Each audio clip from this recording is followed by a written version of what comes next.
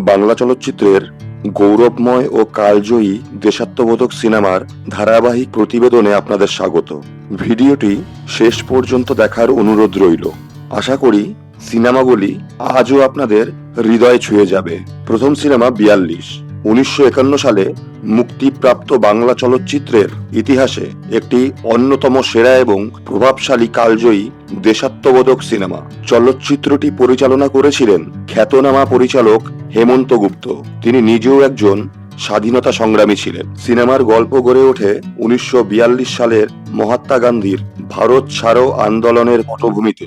বাংলার মেদিনীপুর জেলার তমলুক ও কাথি অঞ্চলে ব্রিটিশ পুলিশের অমানবিক অত্যাচার এবং তার বিরুদ্ধে সাধারণ মানুষের সশস্ত্র ও অহিংস প্রতিবাদের বাস্তব চিত্র এখানে দেখানো হয়েছে।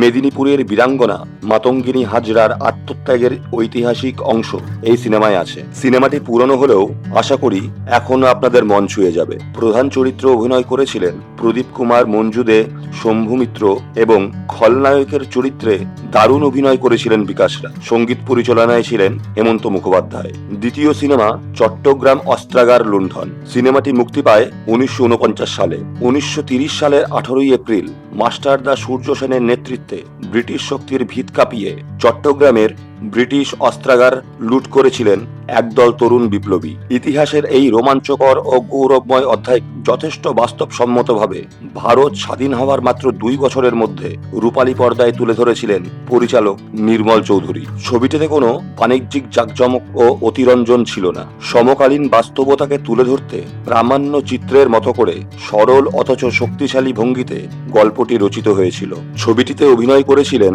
বনানী চৌধুরী, দীপক কুমার মুখোপাধ্যায়, চন্দ্রাবতী দেবী এবং মাস্টারদা সূর্য সেনের ভূমিকায় অভিনয় করেছিলেন ভবেন মজুমদার। অভিনেতাদের সাবলীল অভিনয় দর্শকদের সরাসরি ১৯৩০ সালের সেই উত্তাল দিনগুলি অনুভব করায়। সিনেমাটি আপনারা অ্যামাজন প্রাইম, হইচই এবং ইউটিউবেও পেয়ে যাবেন। সিনেমাটি দেখবেন তো বন্ধুরা? আচ্ছা, আগের সিনেমাটি আপনারা হইচই এবং অ্যামাজন প্রাইম ভিডিওতে পাবেন। ৩ নম্বর সিনেমা মহাবিপ্লবী অরবিন্দ। ১৯৭১ সালে মুক্তিপ্রাপ্ত ছবি মহাবিপ্লবী অরবিন্দ। কিভাবে একজন উচ্চশিক্ষিত মানুষ বিলাসবহুল জীবন ত্যাগ করে দেশের জন্য সশস্ত্র বিপ্লবের পথ বেছে নিয়েছিলেন এবং ১৯০৮ সালে আলিপুর বোমা মামলার পর মুরারিপুকুর বাগানবাড়ি থেকে তার গ্রেপ্তারের ঘটনা সিনেমার মূল বিষয়বস্তু। এই ছবিতে শ্রী অরবিন্দের চরিত্রে অসাধারণ অভিনয় করেছিলেন বিশিষ্ট অভিনেতা দিলীপ রায়। তার শান্ত ও দৃঢ় অভিনয় দর্শকদের মনকে গভীরভাবে স্পর্শ করে। এছাড়াও অন্যান্য গুরুত্বপূর্ণ চরিত্রে অভিনয় করেছিলেন অনুভা গুপ্ত, পদ্মদেবী এবং অজিতেশ বন্দ্যোপাধ্যায়। সিনেমাটিতে ভারতের তথা বাংলার আরেক মহান বিপ্লবী বাঘা যতীনের সাথে বিপ্লবী অরবিন্দর যোগাযোগ ও দেশে কিভাবে আলিপুর জেলে বন্দী থাকাকালীন অরবিন্দের মধ্যে এক গভীর আধ্যাত্মিক পরিবর্তন আসে, পরবর্তীতে যা তাকে সক্রিয় রাজনীতি থেকে দূরে সরিয়ে ঋষি অরবিন্দ হিসাবে পন্ডিচেরিতে আশ্রম প্রতিষ্ঠা করতে অনুপ্রাণিত করেছিল, তা দেখানো হয়েছে।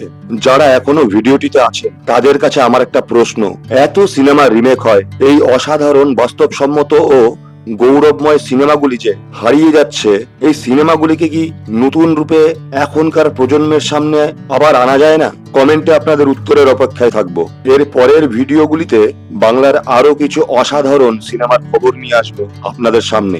জানতে হলে চ্যানেলটি সাবস্ক্রাইব করতে ভুলবেন না। জয় হিন্দ, বন্দে মাতরম।